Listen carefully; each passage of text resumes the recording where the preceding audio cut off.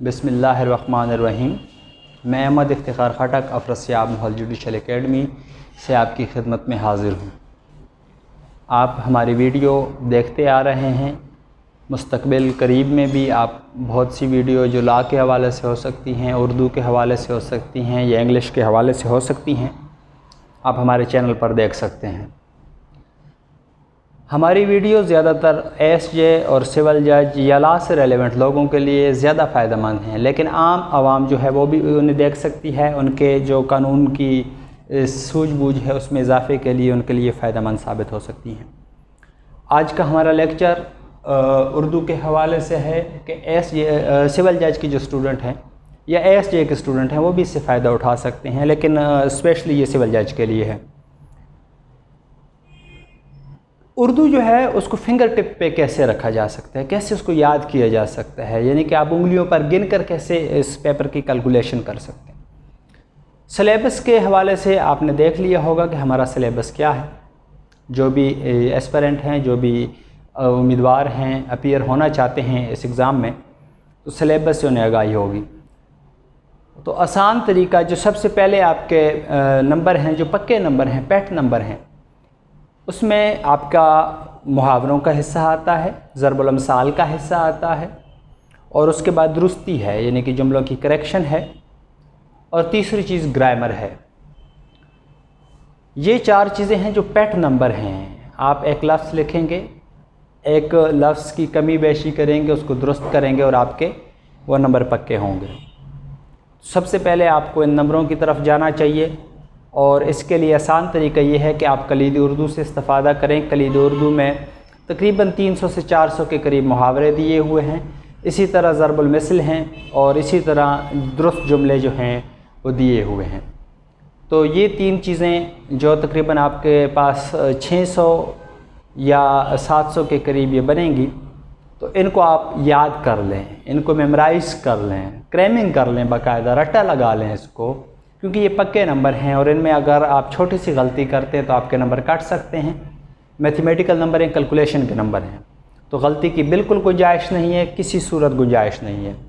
इसलिए आपने इनको इस तरह याद करना है कि ये कभी आपसे भूले ना, आपको हमेशा याद रहें और पेपर में आप अच्छे नंबर ले सकें। अगर ये सेपरेट सवाल आ जाते हैं, जैसे मुहावरों का 20 नंबर का सेपरेट सवाल आ जाता है, ज़रबुल अमसाल का 20 नंबर का सेपरेट आ जाता है, और करेक्शन का इसी तरह सेपरेट आ जाता है, तो ये आपके 60 नंबर हैं। और अगर आप 60 नंबर बग़ैर कोई नंबर ज़ाया किए हासिल कर लेते हैं तो आप एक बेहतरीन बुनियाद रख लेते हैं। इसके बाद ग्रामर का पोर्शन है। ग्रामर में सबसे अहम चीज़ें, जो बुनियादी चीज़ें हैं, वो आपको याद होनी चाहिए और फिंगर टिप पे याद होनी चाहिए। बहुत सी चीज़ों से आप पहले से ही आगाह हैं, उनके बारे में आप बहुत अच्छी तरह जानते हैं। जैसे कि इस्म है, तो इसकी इस्म की बुनियादी अक़साम, जैसे इस्म मारिफ़ा है या नकरा है, वो आपको पहले से याद है, आपने पहले से पढ़ा हुआ है। उसको दोबारा से रिवाइज़ करने की ज़रूरत है, उसको दोबारा से आप फ्रेश कर लें ताकि आप उसको आसानी से कर सकें। जैसे आपको पता है कि जब हम इसमें मारिफ़ा की बात करते हैं तो इसका मतलब होता है कि किसी ख़ास चीज़, जगह या शख्स की बात हो रही है, और इसमें नकरा की बात करते हैं तो आपको पता है कि आम चीज़, जगह या शख्स की बात हो रही है। इसके साथ इनकी आगे मज़ीद अक़साम हैं, तो उन अक़साम को आप देख लें। उन अक़साम के अंदर से सवाल आ सकता है, तो ये आपको, अगर आपने इसको मेमोराइज़ किया हुआ है, आपने इसको समझा हुआ है, पढ़ा हुआ है, इस हवाले से आपको हमारे चैनल पर वीडियोस भी मिल सकती हैं जो इसम के हवाले से लेक्चर हैं या फ़ेल के हवाले से हैं। तो दूसरे नंबर पर आपने जो याद करना है वो फ़ेल है। सॉरी, फ़ेल की अक़साम आप देख लें। बुनियादी तौर पर जैसे हम कहते हैं कि 6 अक़साम में फ़ेल को तकसीम करते हैं: माजी, हाल, मुस्तक़बिल, अमर, नही और मुज़ारे। तो ये 6 अक़साम हैं, इनको देख लें। फिर फ़ेल की हालतें हैं, तो हमें पता है कि फ़ेल की 3 हालतें हैं: मस्बत, मनफ़ी और सवालिया। तो ये 3 हालतें आपको अगर फिंगर टिप्स पे हैं तो आपका ग्रामर का पोर्शन भी अच्छा हो जाएगा। तो अगर 20 नंबर का सवाल इस पर भी आ जाता है तो आप तकरीबन 80 नंबर ले जाते हैं। 80 नंबर आपने पेट ले लिए हैं, तो अब आपके पास जो गुंजाइश बच रही है पीछे, वो 70 नंबर की बच रही है। अब 70 नंबर में जो चीज़ें आ सकती हैं वो है तशरीह। आपको पता है एक ही किताब है आपके पास नासिर काज़मी की, तो आपने उसके हवाले से तशरीह करनी है। उसका आसान तरीका ये है कि आप देखें नासिर काज़मी का दौर क्या है, जैसे आपको पता है पार्टीशन का दौर आता है या सकूत ढाका का दौर आता है। लेकिन जो किताब आपके सिलेबस में शामिल है वो सिर्फ़ तकसीम के हवाले से है, तो आपके अशार की ज़्यादातर तशरीह जो है इसी कॉन्टेक्स्ट में होगी, इसी तनाजुर में होगी कि तकसीम के जो हालात थे नासिर काज़मी पर असरअंदाज हुए और उस हवाले से नासिर ने शेर में बयान किया। दूसरी चीज़ जो नासिर के यहाँ आपको नज़र आएगी वो हिजरत और हिजर का जो एक मौजू है वो नज़र आएगा, और ये भी तकसीम के साथ जुड़ा हुआ है कि जब उन्होंने हिजरत की या हिजर जो है तो बहुत से अजीज़ व क़ारिब दोस्तों से वो महरूम हुए, बिछड़ गए, तो ये दोनों मौज़ूआत भी उसके हवाले से ही चलते हैं। तो यानी कि आपकी तशरीह जो है उसका बुनियादी नुक्ता जो है वो तकसीम के हवाले से ही चलता रहेगा या उसके हवाले से बयान होगा।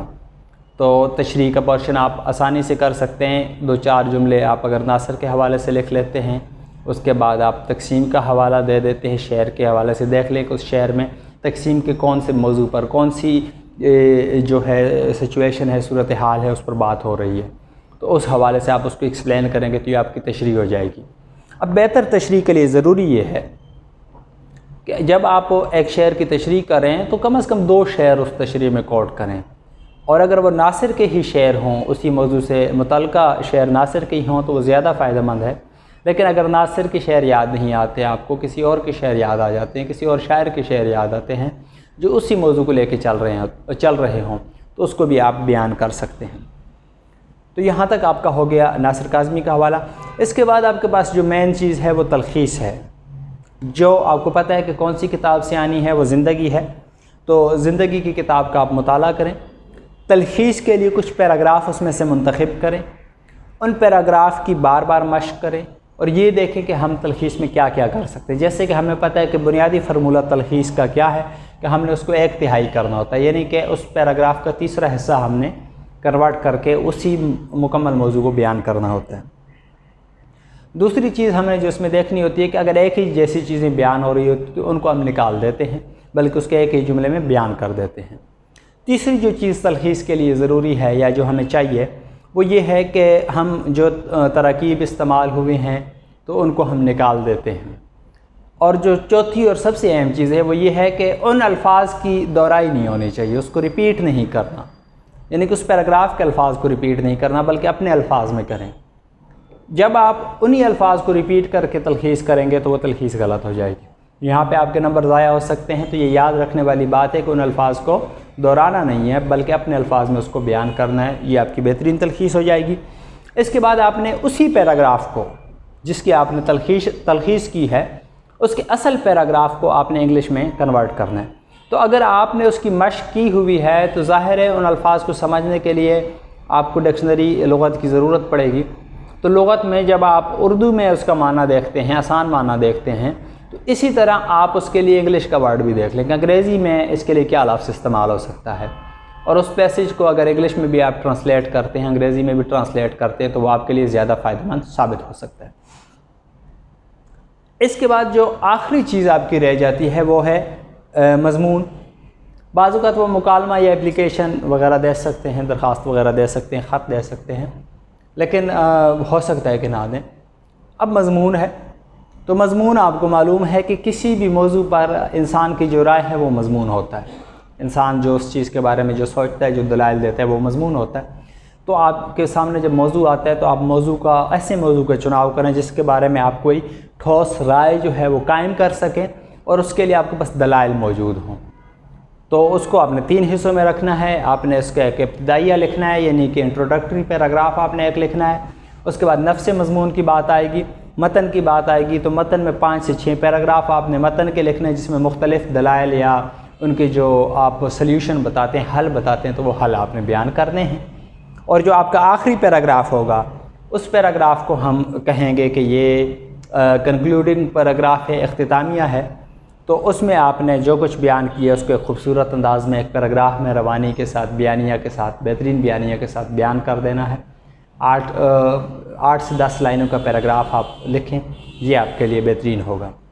अब अगर मुकालमा, दरख्वास्त या ख़त आ जाता है तो पेपर में जब आप जा रहे हैं, पेपर से पहले आप देख लें, फार्मेट देख लें, बेसिकली उसका खाका देख लें कि ख़त कैसे लिखा जाता है, दरख्वास्त कैसे लिखी जाती है, या मुकालमा कैसे क्रिएट किए जाते हैं। जैसे मुकालमे के लिए किरदारों की ज़रूरत है तो वो किरदार आपने बयान करने हैं। जैसे उसका आगाज़ करना है तो आगाज़ के लिए कोई सीन क्रिएट कर दें, कोई मंज़र क्रिएट कर दें, मंज़र तख्लीक करें और उस हिसाब से उसकी गुफ्तगू करें और उसमें दलाइल दें बाकायदा, और जो पेपर के अंदर और जिस चीज़ के लिए उन्होंने कहा है उस हवाले से आप लिखें।